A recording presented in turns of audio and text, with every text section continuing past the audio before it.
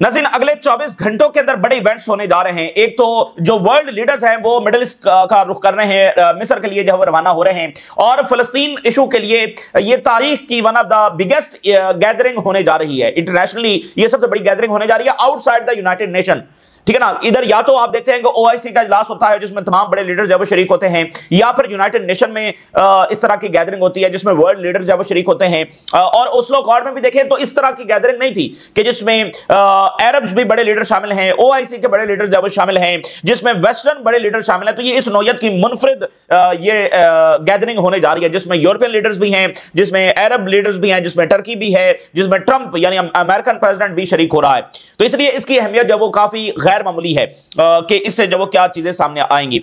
और इसी दरमियान अगले 24 घंटों के अंदर अगले शायद कुछ ही घंटों के अंदर दोनों तरफ से कैदी रिलीज कर दिए जाएंगे। रेजिस्टेंस भी इजरायली कैदियों को रिलीज करेगी, हो सकता है आज ही हो जाए या हो सकता है कल कर दिए जाए, लेकिन अगले 24 घंटों के अंदर अंदर ये रिलीज हो जाएगी। और दूसरी तरफ जो है वो इजराइल भी फलस्तीनी कैदियों को जब रिहा करेगा। इसी दरमियान ईरान की जानिब से खबरदार किया गया है कि इजराइल के रिकॉर्ड को देखते हुए इजराइल जब वो सीज़फायर तोड़ सकता है तो मुकम्मल तौर पर एहतियात और होशियार रहने की जब जरूरत है। और दूसरी तरफ नाज़रीन, हमने आपको बताया था कि एक ऐसा टाइम हम देख रहे हैं कि जिसमें सडन वॉर्स शुरू हो जाएंगी, कहीं भी किसी भी वक्त कोई भी जंग जब छिड़ जाएगी। तो एक और जंग छिड़ गई है और वो है पाकिस्तान और अफगानिस्तान के दरमियान। और अफगानिस्तान की जानिब से मुसलसल इस तरह की प्रोवोकेशंस हो रही थी जिनको पाकिस्तान जो तहम्मुल से देख रहा था, बल्कि उसमें चाइना को इन्वॉल्व किया गया और काबुल गवर्नमेंट जो है उसके साथ मुज़ाकरात भी हुए। और उन्होंने जो अभी ट्रायलेटरल मीटिंग हुई है जिसमें चाइना मौजूद था, तो उसमें काबुल गवर्नमेंट ने इस बात की यकीन दहानी करवाई कि कोई जो सॉइल है वो इस्तेमाल नहीं होगी पाकिस्तान के खिलाफ। और अभी मॉस्को जो समिट हुआ है, मॉस्को फोरम पर जो डिस्कशन हुई है, उसमें यह बात तय हुई कि कोई गैर मुल्की फौज एक तो अफगानिस्तान में नहीं होगी और अफगानिस्तान की सॉइल जब वो किसी के खिलाफ और पाकिस्तान के खिलाफ जो इस्तेमाल नहीं होगी। इसी दरमियान जब यूएन का इजलास हो रहा था तो वहां पर पाकिस्तान, चाइना और बाकी इत्तेहादी जो है उनकी मीटिंग हुई अफगानिस्तान के ऊपर।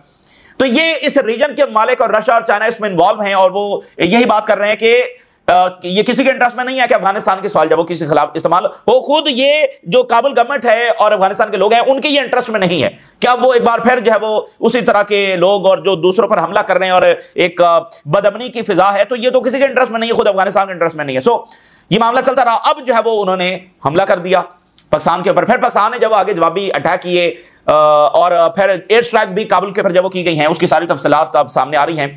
तो उधर से फिर उन्होंने कहा जी हम सीज फायर की अपील कर रहे हैं। फिर पाकिस्तान ने कहा कि अब ये सीज फायर हम नहीं मानते, अब सीज फायर होगा तो फिर हमारी शरात के ऊपर होगा, ये नहीं कि अब चूंकि देखिए 23 जो सोल्जर्स हैं वो इसमें शहीद हुए हैं पाकिस्तान के और इससे ज्यादा जख्मी हुए हैं। तो ये थोड़ी है कि वो सीज फायर करें और हर चौथे दिन जब अटैक कर दें और इसमें पाकिस्तानी सोल्जर जब वो शहीद हो जाए, तो ये तो सिलसिला चल नहीं सकता है अब। तो इसलिए पाकिस्तान ने उस सीज फायर को रिजेक्ट कर दिया है और पाकिस्तान की जानिब से कल रात से जो वो हमले जारी हैं और काबुल के ऊपर एयर स्ट्राइक भी की गई है। और ये काफी बड़ा मैसेज है, पाकिस्तान ने 2-3 दिन कबल भी एयर स्ट्राइक की थी और अब से फिर हो रही है। तो एक बहुत बड़ा मैसेज है कि पाकिस्तान अब इसमें कोई कंप्रोमाइज नहीं करेगा। तो ये बिल्कुल एक अलग फ्रंट है और इसमें जब कुछ को खुश करने की कोशिश की जा रही है, ये इंपॉर्टेंट है क्योंकि ये खुद अफगानिस्तान के इंटरेस्ट के अंदर नहीं है और ना ही ये चाइना चाहता है, ना ही ये रशिया चाहता है। फिर काबुल गवर्नमेंट जब ये क्यों कर रही है। और मैं आपको एक बात बताऊं, फिर आगे बढ़ते हैं। ये जो बार बार ये बात होती है ना कि 2 सुपर पावर्स को हरा दिया, सोवियत यूनियन को हरा दिया और अमेरिका को हरा दिया, तो ये बात ठीक है, लेकिन ये बात भी फिर जहन में रखें और काबुल गवर्नमेंट को भी जहन में रखनी चाहिए। दोनों मर्तबा अगर पाकिस्तान इनके साथ ना होता, ये दोनों मर्तबा नहीं जी सकते थे। ठीक है, ये वो रियलिटी है जिसको दुनिया में कोई भी डिनाई नहीं कर सकता है। बोथ टाइम, अगर सोवियत यूनियन के टाइम भी और अमेरिका के टाइम भी, अगर पाकिस्तान की सपोर्ट, अब देखें पाकिस्तान अमेरिका का इत्तेहादी था, लेकिन अमेरिका हमेशा पाकिस्तान के ऊपर यह इल्जाम लगाता है कि पाकिस्तान ने जब डबल गेम किया, हमेशा यह इल्जाम लगता है कि ये तो तालिबान की जब सपोर्ट भी करते रहे। तो ये कहीं ना कहीं यानी जो सोवियत यूनियन है उसके खिलाफ तो खुली सपोर्ट थी, अफगानिस्तान को खुली सपोर्ट पाकिस्तान ने दी। और इधर भी जो है वो आप देखें इनके सारे जो लीडर्स हैं वो इधर ही तो रह रहे थे और यही तो मसला पाकिस्तान और अमेरिका का जो फड्डा आपस में चल रहा था वो इसी बात पर था। तो ये अगर पाकिस्तान की सपोर्ट ना होती, ये दोनों मर्तबा नहीं जीत सकते थे और फिर मिलियंस ऑफ इनके लोगों को जो है वो रेफ्यूजी यहां पर पनाह दी गई और कई सालों तक वो यहां पर रहे हैं। तो इनको थोड़ा सा भी लिहाज नहीं है और इनको सोचना चाहिए ये इनके अपने इंटरेस्ट में नहीं है और ना ये चाइना के इंटरेस्ट में, ना ही चाइना इनको सपोर्ट करेगा, ना ही इनको रशिया इस बात में। अभी रशिया और पाकिस्तान की तो जंगी मशकें हो रही हैं, तो ना इनको रशिया जब वो सपोर्ट करेगा क्योंकि दोनों के इंटरेस्ट में नहीं है क्योंकि ये जितना यहां पर क्योस होगा उसका फायदा अमेरिका ही उठाएगा या कोई और ताकत जब उठाएगी। ईरान इनको किस तरह सपोर्ट नहीं करने वाला, और क्या सऊदी अरेबिया इनको सपोर्ट करेगा? मिडिल ईस्ट से कोई इनको सपोर्ट करे? इस वक्त कौन है जो इनको इस मामले के ऊपर सपोर्ट करेगा? कोई भी नहीं है। तो ये तो एक इनकी जानिब से फुलिशनेस का इजहार किया गया है, और अब पाकिस्तान ने कहा कि हम बिल्कुल इस पर कोई कंप्रोमाइज नहीं करेंगे। और अब या तो ये वो जो सारे उधर खवारिज बैठे हुए हैं उनके कमांडर्स को ये हवाले करेंगे पाकिस्तान के, अगर नहीं करेंगे तो फिर ये भुगतेंगे। अब इसमें कोई तहम्मुल जब नहीं किया जा सकता। मेरा ख्याल है कि इसमें चाइना भी ऑन बोर्ड होगा। ज़ाहिर है वो कोशिश करेंगे कि मामला जब वो हल हो जाए, लेकिन इनके साथ कोई खड़ा होने वाला नहीं है, क्योंकि इनका कोई मुकदमा ही नहीं है। ये दुनिया के सामने क्या मुकदमा जब वो लेकर जाएंगे? देखिए, वेस्ट तो पहले इनके साथ नहीं खड़ा, जो इनके साथ खड़े हैं उनके ऊपर ये हमले करवा रहे हैं, तो ये चलेगा नहीं, ठीक है ना। तो हो सकता है ये जंगबंदी भी हो जाए, लेकिन इनका मामला जो है चलने वाला नहीं है। अच्छा, अब नाज़रीन, गजा के अंदर जो इस वक्त क्या हो रहा है, नॉर्थ से साउथ जो फलस्तीनी इस वक्त जा रहे हैं और पैदल जा रहे हैं, औरतें और बच्चे और सामान उठाए हुए, और जो रबल है, मलबा है, उसको हटाने का काम इस वक्त जारी है। और एक बहुत ही पेनफुल जो चीज इस वक्त हो रही है वो ये है कि मलबे तले से जो बॉडीज हैं उनको रिकवर किया जा रहा है। पिछले 48 घंटों के अंदर 280 बॉडीज जो है फलस्तीनियों को वो मलबे तले से रिकवर की गई हैं। अब जरा अंदाजा करिए कितना बड़ा ये जुल्म है। 280 बॉडीज सिर्फ पिछले 48 घंटों के अंदर। और CNN की रिपोर्ट के मुताबिक जो बॉडीज मलबे तले हैं उनकी तादाद 10,000 से भी ज्यादा हो सकती है, CNN की रिपोर्ट के मुताबिक। और 10,000, और इसमें यह भी हो सकते हैं जो पिछले कई महीनों से या फिर 1 साल से ज्यादा टाइम हो गया है उन बॉडीज को जो मलबे तले दबी हुई हैं, क्योंकि हैवी इक्विपमेंट नहीं था और उनको जब वहां से रेस्क्यू नहीं किया जा सका। 1 साल से भी ज्यादा का टाइम हो सकता है ऐसी बॉडीज भी रिकवर की जाए। तो अब मुझे समझ नहीं आ रही कि इतने बड़े जुल्म का बोझ दुनिया कैसे उठाएगी, और एक ऐसा जुल्म जो दुनिया के सामने शुरू हुआ और एक एक बिल्डिंग हमारी आंखों के सामने तबाह हुई है। एक एक दिन, एक एक घंटा हमें याद है, फलां जगह अटैक हुआ, फलां जगह अटैक हुआ। 2 सालों में एक एक बिल्डिंग हमारी आंखों के सामने जब तबाह हुई है, तो दुनिया इसको बिल्कुल देखती रही है। मिडिल ईस्ट इसको देखता रहा है और इसको नहीं रुका सका। और वो क्यों बेबस था, क्यों वो इस काबिल नहीं था कि वो इजराइल को रोक सकता। ये बहुत बड़ा यहां पर इंसानी अलमिया इसने जन्म लिया, बहुत बड़ा ये जुल्म है। इसका दुनिया जब वो किस तरह से बोझ उठाएगी, और इस रीजन में जहां पर इतना बड़ा वायलेंस का बीज बोया गया है, इसमें अमन की फसल कैसे खड़ी होगी, ये समय से बालतर है। इजराइल हमास ट्रूस होल्ड्स, जंगबंदी इस वक्त है, और bulldozers clear rubble in Gaza city. और इसके अलावा जो 8 ट्रक्स हैं वो रफा क्रॉसिंग के ऊपर इस वक्त बड़ी लाइनें लगी हुई हैं, और किसी भी वक्त वो दाखिल होंगे। जो ही कैदी रिहा होंगे उसके बाद ये 8 ट्रक्स जब वो दाखिल हो जाएंगे। Trucks queue at Gaza border as Palestinians wait for promised aid surge. और ऊपर आप देखें कि अब चूंकि विंटर आ रहा है तो मौसम की जो शिद्दत है वो भी अपनी जगह पर है। जो फलस्तीनी इस वक्त देखें उनके पास रहने के लिए तो कोई जगह नहीं है, तो वो ऊपर से मौसम की शिद्दत भी है, तो बहुत ज्यादा उनको केयर की जरूरत है, एड की जरूरत है, मेडिकल ट्रीटमेंट की जरूरत है, और साथ खैमों की और इन चीजों की उनकी बहुत ज्यादा जरूरत है। अच्छा, अब आप देखिए, cease fire ended, one form of violence but the struggle continues in Gaza. तो एक नौयत का वायलेंस और बहुत बड़ा वायलेंस वो खत्म हुआ है, लेकिन स्ट्रगल जो है वो भी जारी है। ये फलस्तीनियों की सबसे बड़ी अचीवमेंट ये है कि उन्होंने बमबारी रुकवा ली है और एड जो अंदर दाखिल होगी। अब जो 2 सबसे बड़े चैलेंज है, देखें यहां पर स्ट्रॉन्ग ऐसे आर्ग्यूमेंट्स हैं कि ये इजराइल अब दोबारा बमबारी शुरू नहीं कर सकेगा। इसके लिए स्ट्रॉन्ग आर्ग्यूमेंट्स हैं। जो ट्रंप के ऊपर प्रेशर है, जो बहुत सारी चीजें तब्दील हो रही हैं, जो दुनिया तब्दील हो रही है, ये वो करके बहुत सारी चीजें हैं, स्ट्रॉन्ग आर्ग्यूमेंट्स है कि ये दोबारा ट्रंप अलाउ नहीं कर सकेगा कि इजराइल दोबारा बमबारी शुरू करे। लेकिन दूसरी तरफ अमेरिका के रिकॉर्ड को देखते हुए, नेतन्याहू की मौजूदगी में और इजराइल के रिकॉर्ड को देखते हुए, there are strong arguments and fear कि ये दोबारा बमबारी शुरू हो जाएगी। तो ये इस दरमियान में मामला चल रहा है, और यह भी हो सकता है कि बमबारी शुरू ना हो लेकिन इजराइल भी गजा के अंदर रहे, और जो है वो हमास के पास वेपन्स भी रहें। इजराइल कहे कि हमास वेपन डालेगी तो हम निकलेंगे, और जाहिर है कि हमास का प्रिंसिपल स्टांस है कि इजराइल को तो निकलना चाहिए उसकी, क्योंकि ऑक्यूपेशन है, उसका कोई जवाब ही नहीं है, और फलस्तीनी रियासत बनेगी तो हम अपने वेपन जब सरेंडर कर देंगे। तो इस दरमियान मामला चलता रहे, और ये मामला कहीं फिलहाल पॉज के अंदर रहे कि बमबारी शुरू ना हो लेकिन ये मामला हल भी ना हो। तो इस तरह ट्रंप भी चाहता है कि ये दबा रहे, क्योंकि उसको कोई फलस्तीनी रियासत में तो इंटरेस्ट नहीं है। लेकिन फिर लेबनान फ्रंट का क्या होगा, सीरिया का, ईरान का, और जब तक नेतन्याहू बैठा है वो ऐसे झुक करके बैठा तो नहीं रहेगा। तो ये बहुत सारी चीजें आगे आने वाले दिनों में चीजें क्लियर होंगी। ट्रंप जो है, एक और आप जरा खबर देखिए, ये कैसी दुनिया है। ट्रंप जो है वो कल 9 बजे इजराइल के लोकल टाइम के मुताबिक जो है वो इजराइल में लैंड होगा, और कुछ घंटे वो वहां पर काम करेगा, और लैंड होते ही जो सबसे पहला वो काम करेगा वो जो इजरायली कैदी हैं उनकी जो फैमिलीज हैं उनके साथ उसकी मुलाकात होगी। ठीक है, उसकी मुलाकात होगी।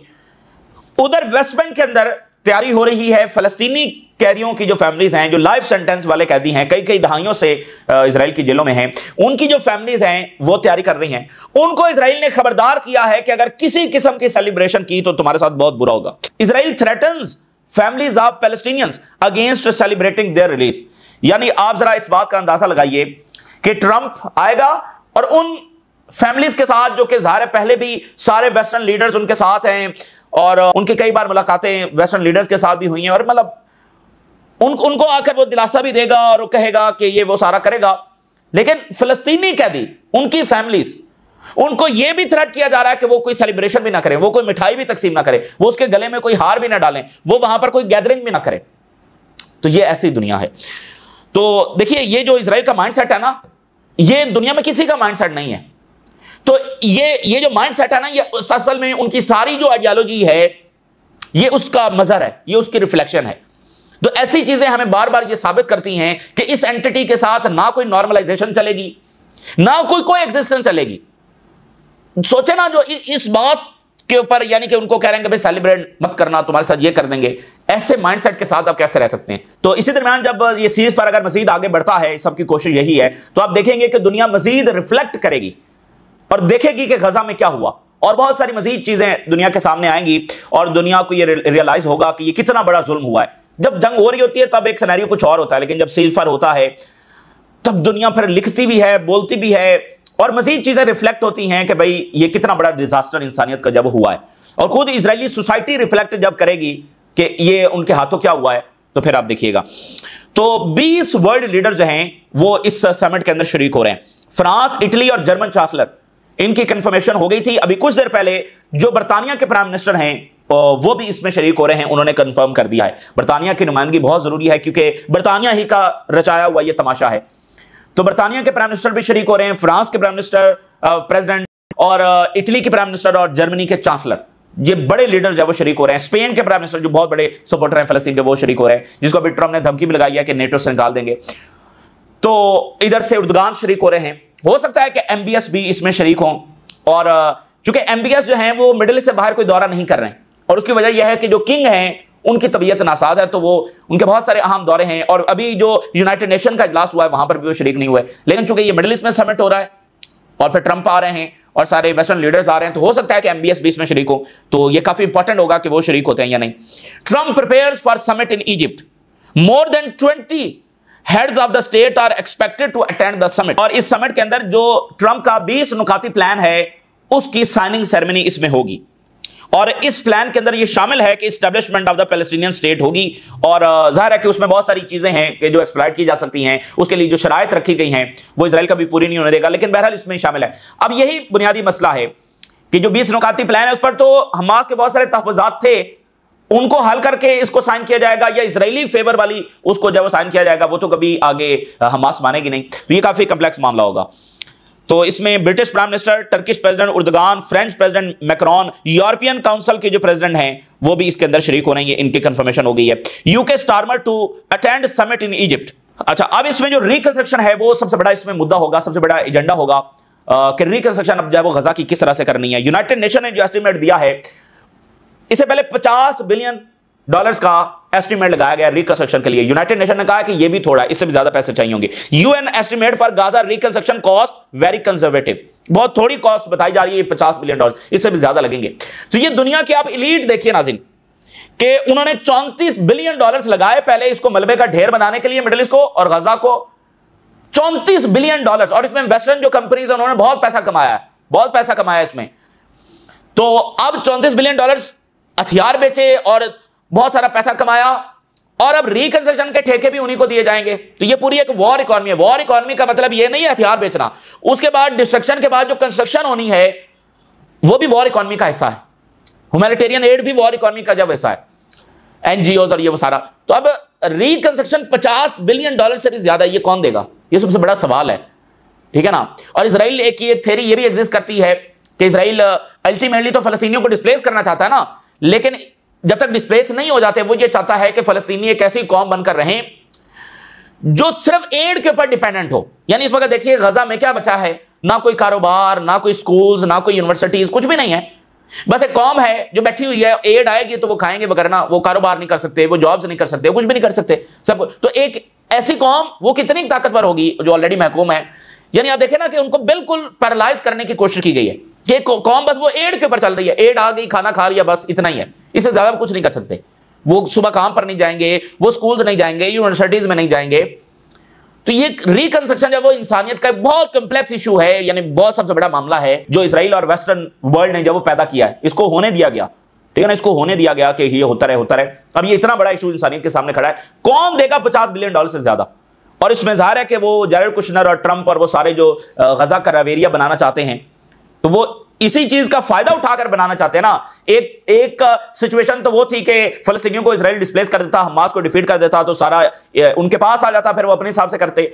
लेकिन अगर वो डिस्प्लेस नहीं हो रहे तो फिर वो दूसरे तरीके से एक्सप्लॉइट करने की कोशिश करेंगे कि भाई देखें ये आपकी कंस्ट्रक्शन कौन करेगा, तो ये इलाका हमें दे दें, हम इसमें कंस्ट्रक्ट करेंगे, फलस्तीनियों को उधर फ्लैट्स बना के दे देंगे। ये इस तरह की बातें वो करने की जो कोशिश करेंगे। ये बड़ा कॉम्प्लेक्स मामला है। इसी दरमियान रिपोर्ट देखिए, डिस्ट्रक्शन ऑफ गाजा होम्स की part of Israel genocide. United nation की रिपोर्ट है कि गजा को अनइनहैबिटेबल बनाना ये उनकी जेनोसाइड का एक अहम तरीन नुकता था, ठीक है ना। तो बड़े सिस्टमैटिक तरीके से घरों को तबाह किया गया। Cease fire holds but fundamental issues unresolved, x CIA official. Fundamental issues अपनी जगह पर मौजूद है, सीज फायर हुआ है, ये बहुत बड़ी कामयाबी है, बहुत अच्छी बात है। बमबारी रुकी है, लोग जो है वो शहीद इस तरह से हो रहे थे, इमदाद जाएगी, ये बहुत है, फलस्तीनियों के लिए बड़ी अचीवमेंट है। इजराइल तो ये करने के लिए तैयार नहीं था और अभी भी पर तोल रहा है दोबारा बॉम्बिंग करने के लिए। तो लेकिन अभी इश्यूज आगे हैं, क्योंकि जो बीज बोया गया है, जितना इस मामले को मजीद कम्प्लेक्स बना दिया गया है, अभी बहुत सारे इश्यूज हैं। लेकिन ये हल हो सकते हैं अगर अमेरिका प्रिंसिपल पोजीशन ले ले और इजराइल को लगाम डाले, लेकिन वो कभी नहीं करेगा। तो XCI ऑफिशियल ये कह रहे हैं कि ट्रंप इस वक्त जंग रुकवाना चाहता है, ये सीज फायर आगे बढ़ाना चाहता है, कोई सोल्यूशन नहीं चाहता कि यहां को फलस्तीनी रियासत बने, लेकिन फिलहाल वो चाहता है ये पॉज रहे। Why? For his own goals. बहुत सारी उसकी चीजें रुकी हुई हैं, मिडिल ईस्ट के हवाले से अब्राहम अकॉर्ड और पता नहीं क्या क्या प्रोजेक्ट्स होंगे जो रुके हुए हैं, और जो अटेंशन है वो भी डाइवर्ट हो रही है। और जो ट्रंप है वो तो सारा अब खड़ा इस बात के ऊपर है कि मैं अमन लाने वाला हूं, और उसने वैसे क्या अचीव किया है, तो वो जो इमेज है वो पूरी तरह से डिस्ट्रॉय हो रहा है। तो इस तरह की बहुत सारी चीजों की वजह से वो चाहता है कि इसको फिलहाल जो रुकवा दिया जाए। अच्छा, ईरानियन टॉप डिप्लोमेट्स ने कहा है कि absolutely no trust in Israel respecting ceasefire. इजराइल के जो इरादे हैं, जो उनका रिकॉर्ड है, उसको देखते हुए कोई ट्रस्ट हमें नहीं है कि ये जनबंदी के ऊपर जब अमल दरामद करेगा। ये बिल्कुल उनका खदशा दुरुस्त है। तो ये सारी चीजें जिसके ऊपर काम करना है। अब तालिबान जो कुछ कर रहे हैं, जो काबुल गवर्नमेंट कर रही है, तो देखना यह है कि ये किसके इंटरेस्ट में है, क्या ये रीजन के इंटरेस्ट में है। अब देखना यहां पर चाइना, साउथ एशिया में और साउथ ईस्ट एशिया में चाइना मौजूद है और स्टेबिलिटी की कोशिश कर रहा है, और बाकी सारे इत्तेहादी उसमें साथ हैं। और ईरान, अब ईरान चाहेगा कि उसके एक बॉर्डर के ऊपर जंग छिड़ जाए, उधर उनके खिलाफ वहां से जंग होने वाली है, इधर से यहां अफगानिस्तान डिस्टेबलाइज होगा, तो ये तो ईरान के इंटरेस्ट में नहीं है, ये चाइना के किसी सूरत इंटरेस्ट में नहीं है। डिस्टेबलाइज होगा तो वेस्टर्न ताकतों को मुदाखलत करने का और अमेरिका को मुदाखलत करने का जब वो मौका मिलेगा। तो भाई ये क्या इन्होंने किया है, यानी 21 साल जंग चली, फिर पीछे वो सोवियत यूनियन की जंग चली, 90s की दहाई में भी अफगानिस्तान में जंग होती रही। अब अगर खत्म हुई है तो लोगों की फलाह के ऊपर और रिकंस्ट्रक्शन इसके ऊपर काम किया जाए। फिर एक महाज खोल दिया, वो भी पाकिस्तान के खिलाफ। तो ये एक डिजास्टर फैसला है, डिजास्टर पॉलिसी है। कुछ इनको हासिल नहीं होगा, कुछ इनको हासिल नहीं होगा ये पाकिस्तान के खिलाफ फ्रंट खोल के, और ये मुंह की खाएंगे। इनको पता चल जाएगा, ये जो बार बार सुपर पावर ये लगे रहते हैं ना, इनको पता चल जाएगा। ये जब इधर इन्होंने महाज खोलने की कोशिश किया ना, इनको पता चल जाएगा सुपर पावर से ये लड़े हैं और पाकिस्तान की हिमायत के साथ लड़े हैं, लेकिन ये इधर फ्रंट खोलने की कोशिश करेंगे ना, तो ये एक डिजास्टर्स पॉलिसी है जो इनके किसी काम नहीं आएगी, और ये इससे भी जाते रहेंगे जो कुछ इनके पास है। ठीक है, और इस वक्त इनके साथ है कौन, और देखिए साथ कोई क्यों होगा जब कोई मुकदमा ही नहीं है। क्या पाकिस्तान इनकी लैंड पर कब्जा कर रहा है, क्या पाकिस्तान इनके वसाइल के ऊपर को कब्जा कर रहा है, क्या पाकिस्तान इनसे कोई बेसिस मांग रहा है, क्या पाकिस्तान इनके अंदर जो कोई इंस्टेबिलिटी फैलाने की कोशिश कर रहा है, कुछ भी नहीं कर रहा। और इस बात को चाइना रशिया इंडोर्स करते हैं, इसको ईरान इंडोर्स करता है, इसको सऊदी अरेबिया इंडोर्स करता है। तो इनके साथ है कौन, इनका मुकदमा क्या है, तो इसको मानेगा कौन। तो सिर्फ इसी आइडियोलॉजी में फंसे रहना के बाद फितना फसाद भी फैलाना है, जंगें करनी है, तो इससे इनको निकल जाना चाहिए, वरना ये बहुत इस बार मुंह की खाएंगे और इनको समय लग जाएगी। तो अभी इन्होंने हमला किया, फिर खुद ही कहने लग गए इनका जो डिफेंस मिनिस्टर है कि जी सीज फायर होना चाहिए, तो नहीं हुआ, सीज फायर ना होगा इस तरह से, ठीक है ना। अब मामलात को जो है ना हल करना पड़ेगा। इस तरह थोड़ी है कि आए और वो हमला करें फिर कहें सीज फायर कर ले, इस तरह से अब नहीं चलेगा। और ये बहुत एक नया चैप्टर है पाकिस्तान का कि वो काबुल में जाकर जब एयर स्ट्राइक कर रहा है, ये बहुत एक नया चैप्टर जो पाकिस्तान ने खोला है, तो ये बहुत स्ट्रॉन्ग मैसेज है। तो ये इस वक्त की ताज़ा तरीन सूरत हाल है जो आपके साथ शेयर किया, आपने राज लगा करें। इजाज़त दीजिए, अल्लाह हाफिज़।